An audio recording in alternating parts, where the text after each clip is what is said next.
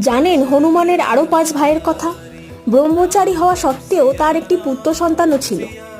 আসুন জেনে নিই সেই কাহিনী। ব্রহ্মাণ্ড পুরাণে এর উল্লেখ পাওয়া যায়। এই পুরাণে বজরংবলীর পিতা কেশরী ও তার বংশের বর্ণনা পাওয়া যায়।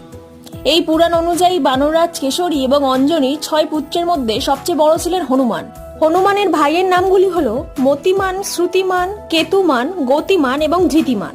এই ভাইরা প্রত্যেকেই ছিলেন বিবাহিত এবং এদের সন্তান এবং সন্ততি ছিল। কিন্তু ব্রহ্মচারী হওয়া সত্ত্বেও একটি পুত্র সন্তান ছিল বজরংবলী।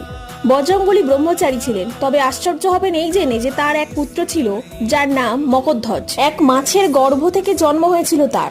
লঙ্কা দহনের পর বজরংবলী যখন নিজের শরীরকে শীতল করার জন্য সমুদ্রে ডুব দেন, তখন তার শরীর থেকে নির্গত ঘাম এক মাছ গিলে ফেলে।